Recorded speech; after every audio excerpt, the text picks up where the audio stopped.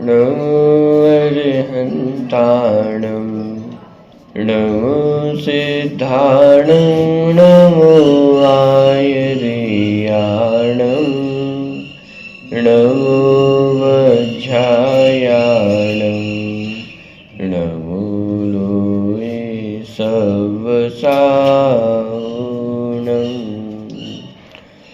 मंगलं भगवान् वीरो मंगलं गौतमो गणी मंगलं कुन्दकुन्दात्यो जैनधर्मोऽस्तु मंगलम्।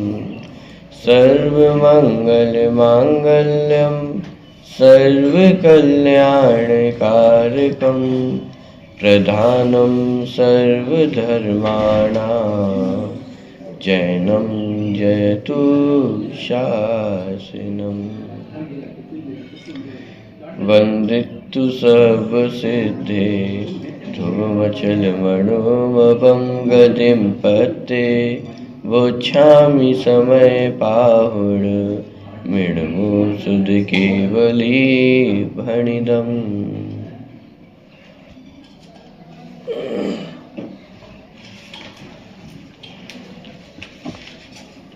छठी गाथा की चर्चा अपनी चल रही है।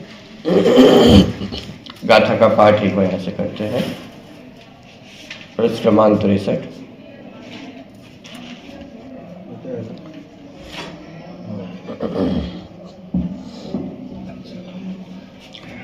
णविहोदियपमतो णपमतो जान गोदुजो भावो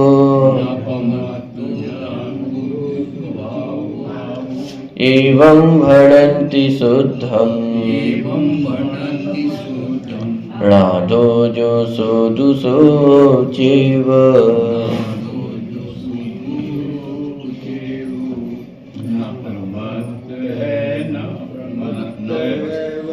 एक गायक भाव है इस भांति कहते सोच पर जो ज्ञात वे तो गाई है।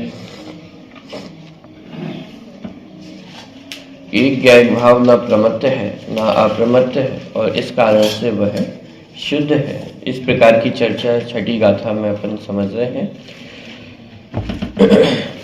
कल एक प्रश्न अंत में अपना छूटा था, मान एक प्रश्न लेकर के अपन ने बात वहां पर समाप्त की थी। प्रश्न क्रमांक 68 पे है। प्रश्न ये था कि जो गायक भाव है वह प्रमत्त और अप्रमत्त क्यों नहीं है, अथवा अप्रमत्त और अप्रमत्त क्यों नहीं होता है। इस प्रकार का प्रश्न था। दूसरे नंबर का पैराग्राफ है। एक बार पुनः वो प्रश्न पढ़ते हैं और फिर आगे की चर्चा बढ़ाते हैं। अब यह स्पष्ट करते हैं कि यह गायक भाव प्रमत्त और अप्रमत्त क्यों नहीं है। तात्पर्य यह है कि गायक भाव प्रमत्त और अप्रमत्त नहीं है, इस कथन की विवक्षा क्या है। यद्यपि अनादि बंध पर्याय की अपेक्षा यह गायक भाव संसार अवस्था में पुद्गल कर्मों के साथ दूध पानी की तरह एकमेक हो रहा है। ये व्यवहार ने की बात की अथवा पर्यार्थिक ने की बात की कि बंध पर्याय की अपेक्षा देखा जाए तो ये गायक भाव संसार अवस्था में पुद्गल कर्मों के साथ जैसे पानी और दूध एकमेक होते हुए दिखाई देते हैं, उसी तरह यह भी शरीर और कर्मों के साथ एकमेक होता हुआ दिखाई देता है। तथापि जब द्रव्य स्वभाव की अपेक्षा से देखते हैं तो शुभाशुभ भावों के स्वभाव रूप परिणमित नहीं होने से प्रमत्त भी नहीं है और अप्रमत्त भी नहीं है। किस कारण से यह जीव जो प्रमत्त और अप्रमत्त रूप नहीं होता है कि यह जीव कर्मोदय के निमित्त से होने वाले जो शुभाशुभ भाव है उन शुभाशुभ भाव रूप यह जीव परिवर्तित नहीं होता है, अथवा शुभाशुभ भाव रूप यह जीव परिणमित नहीं होता है।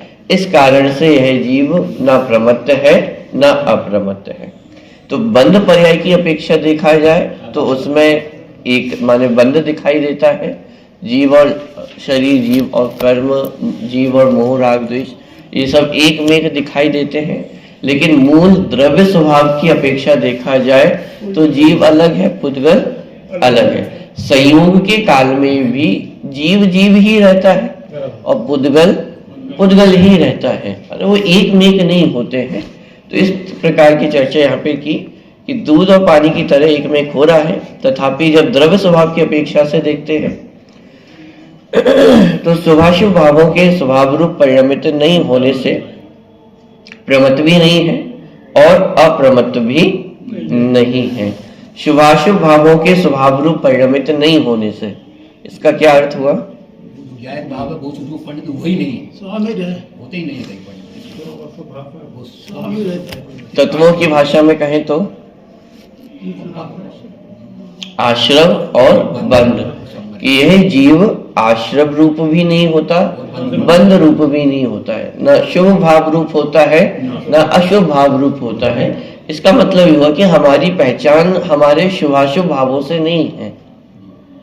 इसका मतलब ये भी हुआ कि यदि हमारे बहुत अशुभ परिणाम हो तो उसके कारण हम जो अवसाद में चले जाते हैं वो भी उचित नहीं है, और यदि बहुत अधिक शुभ परिणाम हो तो उससे अपने आप को बड़ा मानना ये भी उचित नहीं है, क्योंकि मैं कैसा हूँ? त्रिकाली ध्रुव ज्ञायक तत्व हूँ, और ये त्रिकाली ध्रुव ज्ञायक तत्व ना शुभ भाव रूप होता है ना अशुभ भाव रूप है। मैं वो शुभ भाव वाला भी नहीं हूँ और अशुभ भाव वाला भी नहीं हूँ, मैं शुभाशुभ भावों से रहित एक ज्ञायक तत्व हूँ।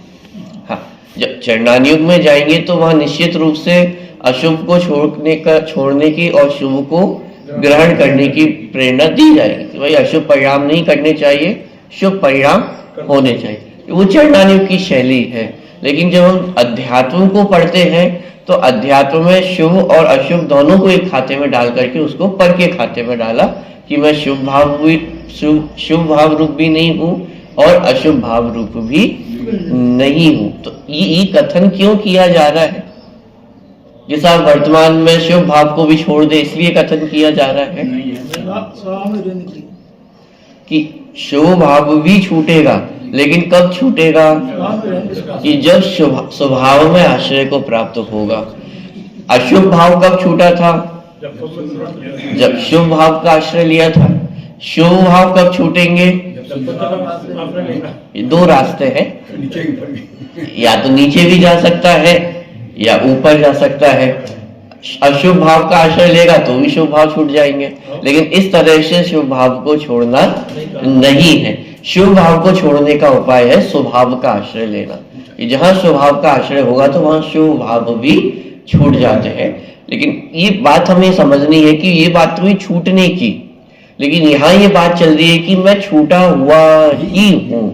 वर्तमान में भी ना मैं अशुभ भाव रूप हूँ ना शुभ भाव रूप हूँ। वर्तमान में भी मैं एक त्रिकाली ध्रुव ज्ञायक तत्व हूँ। और उसका कारण आप समझना कि यदि ऐसा ना हो, यदि जीव शुभाशुभ भाव रूप हो जाए तो फिर उस शेर को सम्यक की प्राप्ति कैसे हुई?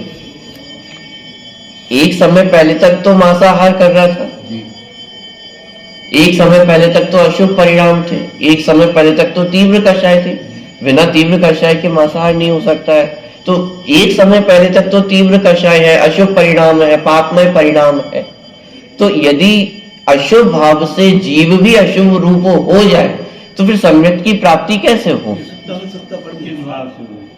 पॉइंट पकड़ में आ रहा है? यदि अशुभ भावों से जीव ही अशुभ हो जाए तो फिर उसे सम्यक की प्राप्ति कैसे होगी? अंजन चोर एक समय पहले तक सप्त व्यसनों में लिप्त है और फिर अगले ही क्षण सम्यक की प्राप्ति होगी। तो ये कैसे संभव है?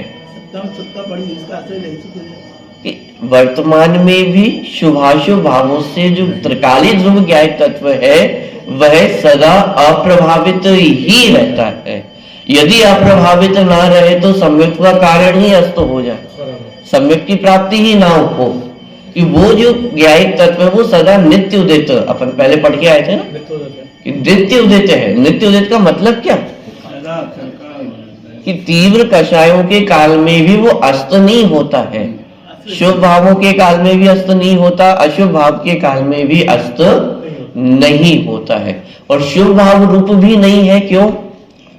क्योंकि शुभ भाव तो 11-9 कूप तक का ज्ञान कर लिया, द्रवलिंग अवस्था को ही प्राप्त हुआ, लेकिन उससे सम्यक की प्राप्ति नहीं हुई। इसका मतलब ना मैं अशुभ भाव रूप होता हूं और ना ही शुभ भाव रूप हूं। शुभ भाव भी सम्यक की गारंटी नहीं है, अशुभ भाव तो सम्यक से विपरीत ही है। माने दोनों परिणाम सम्यक में कारण नहीं है। सम्यक का कारण कौन है? एक जो ध्रुव ज्ञायक तत्व है वही निरंतर नित्य उदित रहता है, सदा प्रकाशमान रहता है, और उसका आश्रय लिया जाए तो शुभाशुभ भावों से भी जीव रहित हो जाता है। ठीक, तो प्रश्न तो ये था कि जीव प्रमत्त और अप्रमत्त रूप क्यों नहीं होता है, तो उसका कारण यहाँ पे स्पष्ट किया कि जीव शुभाशुभ भाव रूप परिणमित नहीं होता। यदि शुभाशुभ भाव रूप परिणमित हो तो उसे प्रमत्त कहा जाए, और जब उनसे रहित हो तो फिर अप्रमत्त कहेंगे। लेकिन जब जीव शुभाशुभ भाव रूप ही नहीं होता है तो फिर उसे प्रमत्त कहे कैसे? प्रमत्त तो उसका नाम है जो शुभाशुभ भाव रूप परिणमित हो, लेकिन जब जीव शुभाशुभ भाव रूप ही परिणमित नहीं हुआ है तो फिर उसे अप्रमत्त कहे कैसे?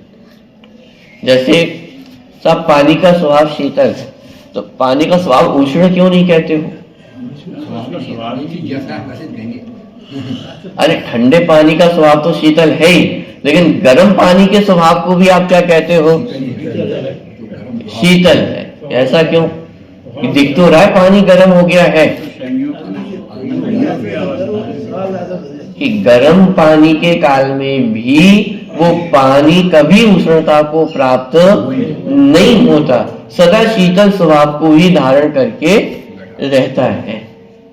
तो यदि वह पानी उष्ण रूप हो जाता तो फिर हम उसे कहते कि उसका स्वभाव उष्ण है। लेकिन जब पानी कभी उष्णता को प्राप्त होता ही नहीं है तो फिर उसका स्वभाव हम उष्णता कहें कैसे? ऐसे ही कषायों के काल में भी वो ज्ञायक तत्व कभी भी कषाय रूप होता ही नहीं। शुभ भाव के काल में भी शुभ रूप नहीं होता है, अशुभ भाव के काल में अशुभ रूप परिणमित नहीं होता है। तो जब शुभाशुभ भाव रूप परिणमित नहीं हुआ तो फिर हम उसे अप्रमत्त कहे कैसे? पॉइंट पकड़ में आ रहा है? जीव सदा जीव ही रहता है, पुद्गल सदा पुद्गल ही रहता है।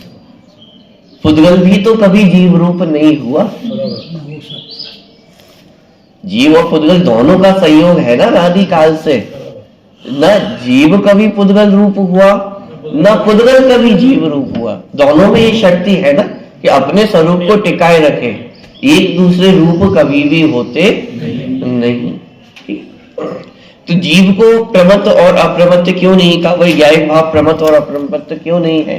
क्योंकि दूध और पानी की भांति मिले हुए होने पर भी दोनों एक दूसरे रूप कभी भी नहीं होते हैं। इसीलिए ये जो ज्ञायक भाव है वह भी शुभाशुभ भाव रूप परिणमित नहीं होने से प्रमत्त भी नहीं है और अप्रमत्त भी नहीं है। अप्रमत्त क्यों नहीं है? भाई शुभाशुभ भाव रूप परिणमित नहीं होता तो प्रमत्त नहीं, ये बात तो ख्याल में आई, लेकिन अप्रमत्त क्यों नहीं है? दशा में नहीं है। तर्क तो शुभाशुभ भावों का दिया है, शुद्ध भाव का तर्क थोड़ी ना दिया है। तर्क तो ये दिया कि शुभाशुभ भाव रूप नहीं होता है। यहाँ जो अप्रमत्त दशा है वो परिणमन है, अवस्था रूप दशा है। अप्रमत्त दशा कब होगी? कि जब कोई जीव प्रमत्त है और प्रमत्त दशा का अभाव हो तो फिर उसे अप्रमत्त दशा कहा जाएगा। लेकिन जब जीव प्रमत्त रूप ही नहीं हुआ तो फिर अप्रमत्त होने का सवाल ही क्या खड़ा होता है? पॉइंट पकड़ में आ रहा है? अशुद्धि नहीं तो कि सब पहले अशुद्धि तो हो जो शुद्ध किया जाए। जब अशुद्धि ही नहीं है तो शुद्ध करने का सवाल कहाँ खड़ा होता है? यहाँ जो अप्रमत्त शब्द है वो शुद्ध करने रूप अवस्था का नाम है, शुद्ध करना नहीं है। यहाँ तो ये कहा जा रहा है कि शुद्ध ऑलरेडी है ही, माने अशुद्धता दूर करके शुद्ध नहीं होना है, शुद्ध ही है। तो इसीलिए कहा कि अप्रमत्त भी नहीं है, प्रमत्त भी नहीं है। प्रमत्त क्यों नहीं है? क्योंकि शुभाशुभ भाव रूप परिणमित नहीं होता है। जब शुभाशुभ भाव रूप परिणमित नहीं होता है तो फिर अप्रमत्त रूप होने की भी आवश्यकता है ही नहीं, क्योंकि ऑलरेडी शुद्ध है ही। जैसे बहुत प्रसिद्ध उदाहरण है कि भाई कोई पूछे कि आप जेल से छूटकर कब आए। जेल से छूटना अच्छी बात है या नहीं है? उसका मतलब आपने जुल्म किया था। कि जेल से छूटने का मतलब ये है कि भाई कभी ना कभी जेल गए थे, तब तो ये प्रश्न पूछा जा रहा है कि जेल से कब छूटे हो। लेकिन बात तो ये है कि मैं कभी जेल गया ही नहीं हूं, ये प्रश्न ही गलत है। ऐसे ही प्रमत्त तो नहीं है, लेकिन अप्रमत्त कब हुए? अरे भाई जब प्रमत्त ही नहीं हुआ तो फिर अप्रमत्त होने का प्रश्न ही कहां खड़ा होता है। इसीलिए शुभाशुभ भाव रूप परिणमित नहीं हुआ, इसलिए प्रमत्त भी नहीं है और अप्रमत्त भी नहीं है। ठीक है। ज्ञानावरणादि पुद्गल कर्म और उनके उदय में होने वाले शरीर आदि संयोगों के साथ ज्ञायक भाव का संबंध दूध और पानी की तरह है। यह कहकर दोनों के संबंध का स्वरूप स्पष्ट किया गया है। तात्पर्य यह है कि आत्मा और कर्मों का संबंध ना तो ज्ञान और आत्मा के समान तादात्म्य संबंध रूपी ही है और ना एक बर्तन में एक साथ रखे हुए गेहूं और कंकड़ों के समान एकदम औपचारिक ही है। अरे ये स्पष्ट किया कि दूध और पानी का उदाहरण क्यों लिया, उदाहरण और भी ले सकते थे, लेकिन जीव और कर्म ये दोनों बिल्कुल रहित भी नहीं है। माने जैसे एक कटोरे में गेहूं भी है और कंकड़ भी है, तो दोनों का एक स्थान पर संयोग है, लेकिन संयोग होने पर भी गेहूं अलग है, कंकड़ एकदम अलग है। लेकिन ऐसी भिन्नता जीव और कर्म में नहीं है। तो क्या दोनों एक में एक है? दोनों एक में एक भी नहीं है। जैसा तादात्म्यपना जीव और ज्ञान में है कि वैसा तादात्म्य जीव और कर्मों में नहीं है। माने वैसा तादात्म्य भी नहीं है और गेहूं और कंकड़ जैसी भिन्नता भी नहीं है। तो फिर क्या है? तो उसके लिए उदाहरण रखा दूध और पानी का। जैसे दूध और पानी है वह एक स्थान पर एक में एक ही होते हुए दिखाई देते हैं। ऐसा नहीं कि दूध अलग हो और पानी अलग हो। एक बर्तन में दूध और पानी को डाला तो ऐसा नहीं कि दूध का स्थान अलग होगा और पानी का स्थान अलग होगा। एक कटोरे में गेहूं और कंकड़ है तो उनका स्थान तो अलग अलग है। गेहूं अलग स्थान पर, कंकड़ अलग स्थान पर है। लेकिन दूध और पानी में ऐसा नहीं, दोनों एक ही स्थान पे है, एक में एक होते हुए दिखाई दे रहे हैं, लेकिन एक में एक होने पर भी दोनों की अस्तित्व, दोनों की सत्ता भिन्न भिन्न ही रहती है।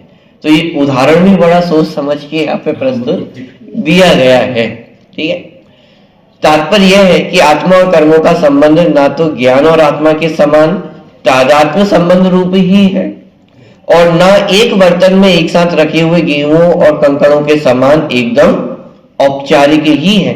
अपितु वे दोनों एक ना होकर भी दूध और पानी के समान एक में अवश्य हो रहे हैं। कंकड़ और गेहूं तो एकदम पृथक पृथक ही है। इनका तो परस्पर मात्र इतना ही संबंध है कि वे एक बर्तन में एक साथ रखे हुए हैं। पर दूध और पानी की स्थिति ऐसी नहीं है। वे पूर्णतः एक क्षेत्रबद्ध हो गए हैं, फिर भी है तो पृथक पृथक ही। गेहूं और कंकड़ों का तो क्षेत्र भी अलग अलग है, पर दूध और पानी आकाश के एक क्षेत्र में ही एक साथ रह रहे हैं। यद्यपि आत्मा और कर्म दूध पानी की तरह एक क्षेत्रबद्ध होकर भी पृथक पृथक ही है, तथापि बंध पर्याय की ओर देखने पर उन्हें एक रूप ही कहते हैं।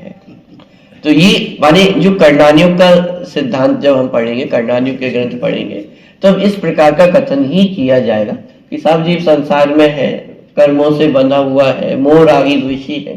तो ये सारी चीजें बंध पर्याय की अपेक्षा देखेंगे तो जीव ऐसा ही दिखाई देने वाला है। लेकिन यहाँ पर द्रव्य स्वभाव को प्रधान करके कथन किया जा रहा है। जिनका अंत अत्यंत कठिन है, ऐसी विभिन्न प्रकार की कषायों के उदय के वश होकर पहले एक विशेषण लिया था, यदि याद हो आपको तो, दुरंत कषाय चक्र। दुरंत कषाय चक्र का उदय। तो दुरंत का अर्थ क्या था? अत्यंत कठिन कि अत्यंत कठिन है जिसका अंत। तो वही बात यहाँ पे ली, जिनका अंत अत्यंत कठिन है, ऐसी विभिन्न प्रकार की कषायों के उदय के वश होकर पुण्य पाप को उत्पन्न करने वाले जो अनेक प्रकार के शुभाशुभ भाव होते हैं, उनके स्वभाव रूप यह भगवान आत्मा परिणमित नहीं होता। तो पहले तो कषायों का इतना वर्णन किया कि साहब कषाय कैसी है? दुरंत है, ये जिनका अंत करना अत्यंत कठिन है। बहुत बड़े बड़े शूरमा हो गए लेकिन इन कषाय चक्र का अंत नहीं कर पाए। तो ऐसे जो दुरंत कषाय चक्र का उदय है, जिनके कारण शुभाशुभ भाव होते हैं, फिर आगे क्या कहा कि इन शुभाशुभ भाव रूप यह ज्ञायक तत्व कभी परिणमित ही नहीं हुआ।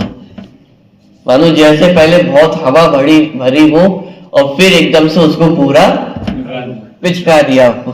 तो पहले तो कषाय में बहुत हवा भरी, साहब कषाय कैसी है? ये बहुत बलवान है, जिनका अंत करना बहुत कठिन है। बड़े बड़े लोग भी जिन कषायों का अंत ना कर सके, ऐसी दुरंत कषाय चक्र का उदय है। लेकिन क्या हुआ कि ऐसी कषाय चक्र भी जीव को कभी अपने रूप नहीं कर सके।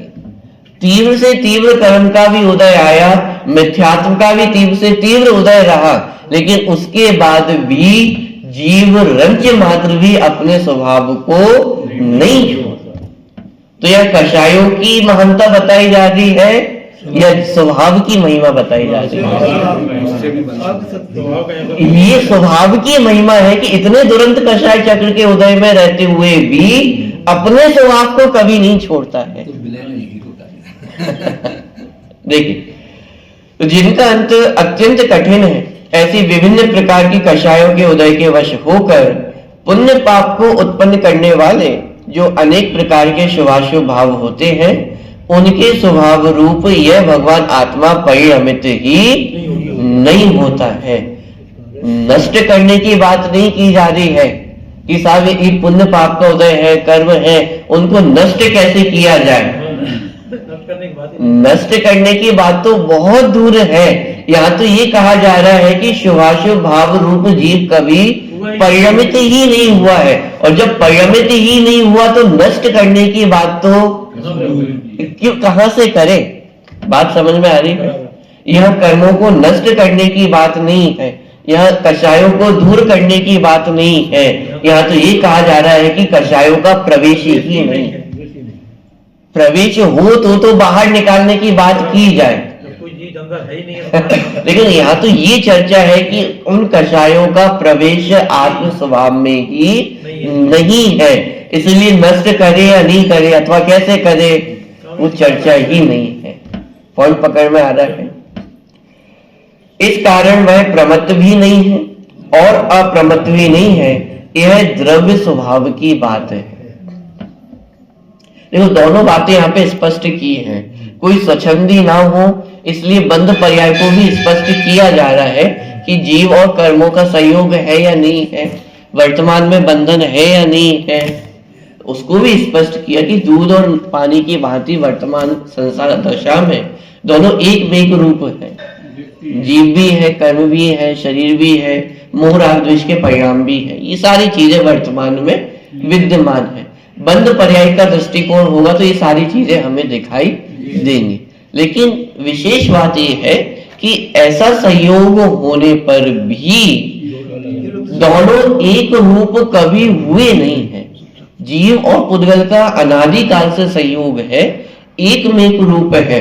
बाहर में देखेंगे तो एक दूसरे को प्रभावित करते हुए भी दिखाई देते हैं, लेकिन इतना होने पर भी जीव कभी पुद्गल रूप नहीं हुआ और पुद्गल कभी जीव रूप नहीं हुआ। ये जीव और पुद्गल की विशेष, माने दोनों की अपनी अपनी विशेषता है। जीव की अपनी विशेषता है कि वह पुद्गल रूप नहीं हुआ, पुद्गल की भी अपनी विशेषता है कि वह जीव रूप नहीं हुआ, लेकिन हम पुद्गल का इतना गुणगान क्यों नहीं करते हैं? क्योंकि वो हम नहीं है। क्योंकि मैं जीव हूं ना, मुझे तो अपनी बात समझनी है। हम पुद्गल की यदि सभा बैठती तो पुद्गल आपस में बैठ करके अपना गुणगान करते, लेकिन बात तो जीव तत्व की है, जीव को ही आपस में चर्चा करनी है, तो किसकी चर्चा की जाएगी?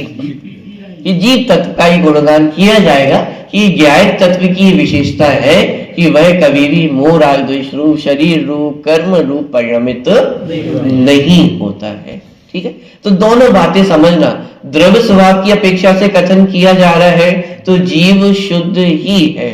हाँ, यदि जीव स्वच्छंदी हो जाए कि साहब जब शुद्ध ही हो तो फिर यहाँ बैठे ही क्यों है, यहाँ बैठने की आवश्यकता ही क्यों है? निश्चयवादी हो गया। तो फिर उसे बंध पर्याय का भी ज्ञान कराया जाएगा कि अभी दूध और पत्नी की भांति जीव कर्मों का, शरीर का, मोह राग द्वेष का संयोग वर्तमान में है। ठीक, तो दोनों ही अपेक्षाओं को यहाँ पे स्पष्ट किया, और इतना स्पष्टीकरण तो ये टीका में और मूल रूप से अनुशीलन में किया जा रहा है। आचार्य कुंद तो सीधे सीधे लिखते हैं कि इस भांति जो ज्ञायक भाव है वह कैसा है? शुद्ध ही है, वह ना प्रमत्त है ना अप्रमत्त है। बात के टीकाकारों को, अनुशीलन करताओं को यह आभास हुआ कि जीव स्वच्छंदी ना हो, तो इतना वर्णन तो आगे किया जा रहा है। टीका में भी माने एक बार ही लिखा कि बंध पर्याय की अपेक्षा संयोग है, लेकिन द्रव्य स्वभाव की अपेक्षा जो है जीव शुद्ध ही है। अब अनुशीलन में बार बार हमें ये चीज पढ़ने में आ रही है, क्योंकि वर्तमान में स्वच्छंदी होने के जो खतरे हैं, चांसेस हैं, वो ज्यादा बढ़ जाते हैं। तो फिर वर्तमान समय के दृष्टिकोण में उस बात को अधिक स्पष्ट किया जा रहा है। ठीक है, शुभाशुभ भाव के स्वभाव रूप परिणमित होना एक प्रकार से जड़ रूप परिणमित होना ही है। क्या कहा जा रहा है कि यदि जीव शुभाशुभ भाव रूप परिणमित हो तो शुभाशुभ भाव रूप परिणमित होने का तात्पर्य होगा कि एक प्रकार से वह जड़ रूप ही हो गया है। क्यों? क्योंकि यह परिणमन जड़ कर्म के उदय के वश होता है। अब ये डिबेट भी बहुत चलता है। पहली बात तो कि जो शुभाशुभ भाव है ये जीव के हैं या कर्मों के हैं, जीव के हैं या पुद्गल के हैं। और जब कर्ता कर्म अधिकार जब अपन पढ़ेंगे तो वहां तो ये पूरा डिबेट ही चलेगा पूरे अधिकार में एक प्रकार से कि ये जीव के हैं या पुद्गल के हैं। एक जगह कहा जाएगा ये जीव के भी हैं क्योंकि जीव में उत्पन्न होते हैं, फिर कहा जाएगा ये पुद्गल के हैं। क्यों? क्योंकि पुद्गल के लक्ष्य से होते हैं और पुद्गल कर्म के उदय के निमित्त से होते हैं, इसलिए किसके हैं? पुद्गल के हैं। फिर एक तर्क और दिया जाएगा कि मिश्र रूप अवस्था है। जैसे कलर्स में होता है कि मूल जो कलर है वो तो 5 ही होते हैं, लेकिन बाकी सारे कलर किसी में किसी को मिलाकर के वो सारे कलर बनाए जाते हैं। तो जैसे पूछा जाए कि भाई हरा रंग कैसे बनता है, कि जो भी कलर मिलाकर के, मान लीजिए पीला और सफेद काला, जो भी कलर मिलाकर के वो हरे रंग की प्राप्ति हुई। तो प्रश्न किया हरा रंग किसका है, पीले रंग का है कि सफेद रंग का है? तो वह कहा कि वो मिश्र रूप अवस्था है कि पुद्गल का भी है और जीव का भी है। लेकिन फिर अंत में जाकर के निष्कर्ष ये निकला कि जो शुभाशुभ कर्म है, शुभाशुभ भाव है, वे जीव के नहीं है, पुद्गल की ही है। क्यों? क्योंकि हमारा प्रयोजन भेद विज्ञान करने का है और संसार के दुखों को दूर करने का है। तो इस प्रयोजन की सिद्धि इसी निष्कर्ष पर निकल करके होगी कि ये जो शुभाशुभ भाव है ये जीव के नहीं है। तो उसका प्रबल तर्क हेतु ये है कि यदि शुभाशुभ भाव जीव के होते तो फिर वह जीव के साथ सदा रहने चाहिए। सिद्ध अवस्था में भी शुभाशुभ भाव रहने चाहिए, लेकिन सिद्ध अवस्था में भी शुभाशुभ भाव नहीं रहते। अरे सिद्ध अवस्था तो बहुत दूर की बात है, वर्तमान संसार दशा में भी ये शुभाशुभ भाव सदा नहीं रहते हैं। अभी शुभ भाव हुआ, अगले क्षण अशुभ भाव हो जाएंगे, फिर शुभ भाव हो जाएंगे। तो संसार अवस्था में भी जीव के साथ सदा कहाँ रहते हैं? इसलिए कहा कि ये जीव के नहीं है। बात ख्याल में आ रही है? तो खैर वो सारी चर्चा तो आगे बहुत विस्तार में होगी, लेकिन यहाँ पे इस निष्कर्ष पे अपन निकले हैं कि जो शुभाशुभ भाव है ये जड़ है, जड़ के हैं। क्यों? क्योंकि जड़ कर्म के उदय के निमित्त से होते, पुद्गल कर्म के उदय के निमित्त से होने वाले ये परिणाम है। क्योंकि यह परिणमन मतलब मोह राग द्वेष रूप परिणमन अथवा शुभाशुभ भाव रूप परिणमन जड़ कर्म के उदय के वश से होता है। शुभाशुभ भाव रूप परिणमन मतलब एग्जाम्पल, साता वेदनी का उदय, असाता वेदनी का उदय, एग्जाम्पल पूजा पाठ प्रणाम सुबह चलिए, ये शुभ का एग्जाम्पल हुआ। शुभ का कैसे होते हैं राग द्वेष के परिणाम? क्या एग्जाम्पल है? अपने घर गृहस्थी, अपने परिवार जन के प्रति राग की भावना होना, कोई शत्रु है, किसी ने अहित किया तो उस पर क्रोध उत्पन्न होना। जरूरी नहीं है शत्रु पे ही क्रोध हो, कभी कभी अपने पुत्र पे भी क्रोध आता है, पुत्र को माता पिता पे क्रोध आ जाता है। ये सब राग द्वेष के उदाहरण, ये सब शुभाशुभ भाव के ही तो परिणमन है। कि शुभाशुभ परिणमन माने क्रोध आदि के जो विकल्प है। शुभ भाव में वर्तमान में जो हम स्वाध्याय कर रहे हैं, ये भी कौन सा भाव है? ये भी शुभ भाव है ना। तो इन सारे सभी प्रकार के भावों को यहाँ पे लिया जा रहा है, क्योंकि जब तक आप एग्जाम्पल में खोलकर नहीं देखोगे तो आपको समझ में नहीं आएगा शुभाशुभ के भाव क्या है। आप सिर्फ टेक्निकल वर्ड पढ़ करके उसको आगे बढ़ जाएंगे, लेकिन वो भाव भाषण होना जरूरी है कि जितने प्रकार के हमारे परिणाम होते हैं, सुबह से लेकर के रात तक होने वाले जितने प्रकार के परिणाम है, वो सब इन शुभाशुभ परिणाम के खाते में ही जाने वाले हैं। ठीक है, अब देखिए, क्योंकि यह परिणमन जड़ कर्म के उदय के वश से होता है, माने जितने हमारे परिणाम हो रहे हैं, शुभाशुभ भाव रूप परिणाम हो रहे हैं, ये सब जड़ कर्म के उदय के निमित्त से होने वाले परिणाम हैं। जिस प्रकार मालिक की आज्ञा से भृत्य द्वारा किए गए कार्य को मालिक का ही कार्य कहा जाता है। कितना बढ़िया उदाहरण है। जैसे मालिक ने कोई अपने भृत्य को, नौकर को कोई कार्य सौंपा, उसने कार्य किया, तो कार्य तो भृत्य के द्वारा किया गया है, लेकिन मैं कार्य कहा किसका जाएगा? मालिक का कार्य किया। जिस प्रकार मालिक की आज्ञा से भृत्य द्वारा किए गए कार्य को मालिक का ही कार्य कहा जाता है, उसी प्रकार जिसके वश जो परिणमन होता है, उस परिणमन को उसी का कहा जाता है। कि ये जो मोह राग द्वेष के भाव हो रहे हैं, ये किसके द्वारा किए गए? ये पुद्गल कर्म द्वारा किए गए, जड़ कर्म द्वारा किए गए हैं ना। तो कर्मों द्वारा किए गए हैं, और वो कर्मों का मालिक कौन है? मैं स्वयं। कर्मों का मालिक कौन है? पुद्गल द्रव्य है ना। पुद्गल द्रव्य हुआ मालिक, जड़ कर्म हुए भृत्य, और उनके द्वारा किया गया जो मोह राग द्वेष का कार्य है, वो हुआ कार्य। तो जिस प्रकार मालिक के द्वारा, मालिक की आज्ञा से भृत्य यदि कोई कार्य करता है, तो वह कार्य किसका कहा जाएगा? मालिक का कहा जाएगा। ऐसे ही कर्म रूपी भृत्य द्वारा पुद्गल की आज्ञा से, मानो एक प्रकार से जो पुद्गल मालिक है, तो पुद्गल का ही कार्य उन भृत्य, कर्म रूपी भृत्य द्वारा किया जा रहा है। तो ये मोह राग द्वेष रूप जो कार्य है, वो कार्य किसका कहा जाए? पुद्गल का ही कहा जाएगा, क्योंकि मालिक कौन है? पुद्गल द्रव्य है। पुद्गल द्रव्य की आज्ञा से कर्म रूपी भृत्य द्वारा ये मोह राग द्वेष का कार्य किया जाता है। इसीलिए यह कार्य पुद्गल का ही है, यह जीव का कार्य नहीं है। कोई इस बात के लिए कहेगा पुद्गल में तो ज्ञान दर्शन है। ये तो उदाहरण है, लेकिन बात ये समझनी है कि पुद्गल कर्म के उदय से होने वाले ये सारे परिणाम हैं। तो जब पुद्गल कर्म के निमित्त से ये सारे कार्य होते हैं, तो इन कार्यों को किसका कहा जाएगा? पुद्गल का कहा जाएगा। जिस प्रकार, दोबारा उदाहरण पढ़ रहा हूं, जिस प्रकार मालिक की आज्ञा से भृत्य द्वारा किए गए कार्य को मालिक का ही कार्य कहा जाता है, उसी प्रकार जिसके वश जो परिणमन होता है, उस परिणमन को उसी का कहा जाता है।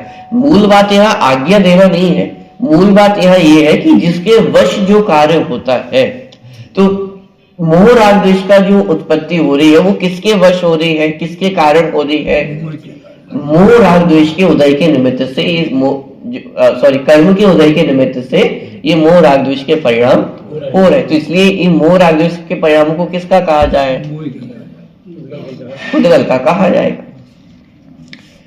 उस परिणमन को उसी का कहा जाता है। अतः जड़ कर्म के उदय के वश से हुए शुभाशुभ भावों को जड़ रूप ही कहा जाता है। समय सार गाथा 72 की आत्मख्याति टीका में भी शुभाशुभ रूप विभाव भावों को जड़ स्वभावी कहा गया है। यह ज्ञायक भाव उन शुभाशुभ भावों रूप परिणमित नहीं होता, इसी कारण वह प्रमत्त भी नहीं है और अप्रमत्त भी नहीं है। प्रश्न यहां से कहां से उत्पन्न हुआ था?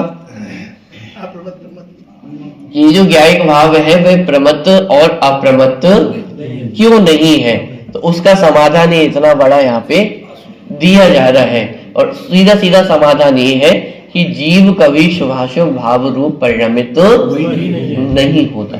कहने का तात्पर्य है कि क्रोध के काल में भी जीव कभी क्रोधी नहीं होता, मान के काल में मान ही नहीं होता, कषायों के काल में कषाय नहीं होता, पाप के काल में पापी नहीं होता, हिंसा के काल में हिंसक नहीं होता। पॉइंट पकड़ में आ रहा है? ऐसे लगाते जाओ सभी चीजों पे, सभी अशुभ भावों पे भी और सभी शुभ भावों पे भी, कि जीव कभी शुभाशुभ भाव रूप परिणमित नहीं होता। क्रोध के काल में क्रोधी है या ज्ञायक है? क्रोध के काल में जीव क्या कर रहा है? क्रोध को जान ही तो रहा है। क्रोध जब उत्पन्न नहीं हुआ था उससे एक समय पहले भी जानने का ही कार्य कर रहा था। क्रोध उत्पन्न हुआ तो उस समय भी जीव ने क्रोध को जाना ही तो है, और क्रोध चला गया तो उस समय भी जीव ने क्या किया? जाना ही तो है। क्रोध को उत्पन्न भी नहीं किया और क्रोध को नष्ट भी नहीं किया। क्यों? आप क्रोध करके बताइए। उसका स्वभाव तो जानना है ना, करना है। नहीं, करके बताइए ना, आप क्रोध करके बताइए। अभी मैं कर सकता ही नहीं। करके बताइए गुस्सा, कि आज तक कोई गुस्सा नहीं करता है, सबको गुस्सा आता है। कोई अपनी मन मर्जी से क्रोध नहीं कर सकता और कोई अपनी मन मर्जी से क्रोध को रोक नहीं सकता। आप रोक के बताओ। बहुत बार होता है, मन जीवन में हर दिन ही लगभग ये बातें होती है कि कभी कभी छोटी छोटी बातों पे बहुत तेज गुस्सा आ जाता है और फिर बाद में विचार आता है कि अरे इतनी सी बात पे इतना तेज गुस्सा हो गया मैं। लोग में कहावत है, गुस्सा बड़ा होशियार, सबल देख आवत नहीं, सबल हो तो फिर नहीं आता, निर्बल पे ही आता। माने ये कषायों का जो कंट्रोल है वो अपने हाथों में नहीं है, सीधी सी बात ये कहना चाह रहे हैं। क्योंकि जो कषाय है वो कर्मोदय के निमित्त से उत्पन्न होने वाली कार्य है, तो ये पुद्गल द्रव्य का कार्य है, ये जीव द्रव्य का कार्य नहीं है। जीव न कषायों को उत्पन्न करता है और जीव न कषायों को नष्ट करता है। तो फिर क्या करता है? तो ये कषाय तो होती है ना, तो ये जो कषाय हो रही है इसे पुद्गल का कार्य का, पुद्गल का कार्य चल रहा है। कषाय होंगी, नष्ट होंगी, वो सारा कार्य चल रहा है। प्रश्न ये कि जीव क्या कर रहा है? ये जीव का कार्य जानना है और वो हर समय जानन रूप परिणमित हो रहा है। जीव अपना कार्य कर रहा है, पुद्गल अपना कार्य कर रहा है। पुद्गल का कार्य क्रोधादि कषाय उत्पन्न करना है, नष्ट करना है, पुद्गल अपना कार्य कर रहा है। जीव का कार्य उस समय भी क्या है कि ज्ञायक बने रहना है, जानना ही है। क्रोध उत्पन्न हुआ उसको भी जाना, क्रोध नष्ट हो गया उसको भी जाना, और एक समय ऐसी दशा आई कि अनादि माने अनंत काल तक क्रोध उत्पन्न नहीं होगा, तो उस समय भी क्या कर रहा है? उस दशा को भी जान ही तो रहा है। और उस ज्ञायक भाव में कुछ बदला ही नहीं है। क्रोध के काल में भी जान रहा है, क्रोध का अभाव हो गया, जड़ मूल से अभाव हो गया, तो भी क्या कर रहा है? तो भी जान ही रहा। बात समझ में आ रही है कि इसीलिए वो जो ज्ञायक भाव है वह प्रमत्त रूप भी नहीं होता और अप्रमत्त रूप भी नहीं होता है। वह ज्ञायक भाव संसार रूप भी नहीं होता और सिद्ध रूप भी नहीं होता है। घबराने की आवश्यकता नहीं है, अब संसार रूप नहीं होता ये तो अच्छी बात है, लेकिन सिद्ध रूप भी ना हो तो कि सिद्ध रूप भी नहीं होता, क्योंकि वह ज्ञायक भाव रूप है। वो ज्ञायक भाव सदा ज्ञायक भाव ही रहता है।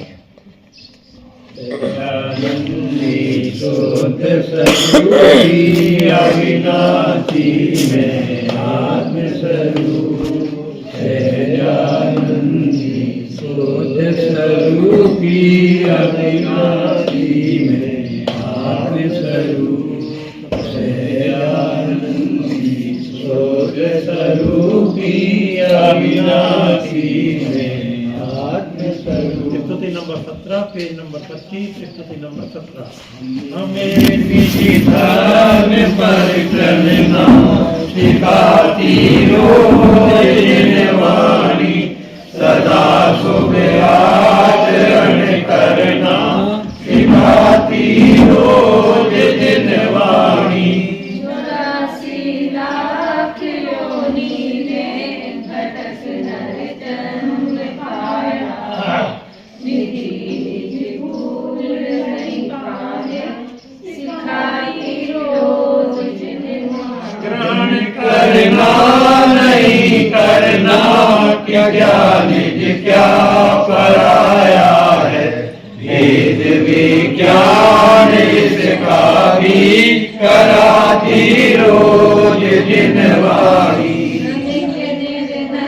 सुजन गुरुजन की ज्ञानी या अज्ञानी, वेद तज मार्ग सुखकारी, सिखाई रोज जिन्हें संसार सागर से उधर भव पार जाना है, उन्हें सुख के किनारे पर लगाती रोज जिनवाणी। सत्य सुख सार पाइस में पतित जन पार जाते, शरण सेवक गली यही तेरी तारण हमें संसार सागर में रुलाते कर्म है आठों, करें किस भांति इनका क्षय, सिखाती रोज जिनवाणी। जो पाप मन निर्मल पठन कर सीध तिरजा, मार्ग शुद्ध जाने का सिखाई रोज हमें निज धर्म पर चलना सिखाती रोज जिनवाणी, सदा सुबह आचरण करना सिखाती रोज जिनवाणी। जावानी के ज्ञान से तुझे रुकाओ, सोवानी मस्तकम सदा देखूं, गोद्वासाम जिनवाणी मका जय विक्रामयी जय हरि की जय।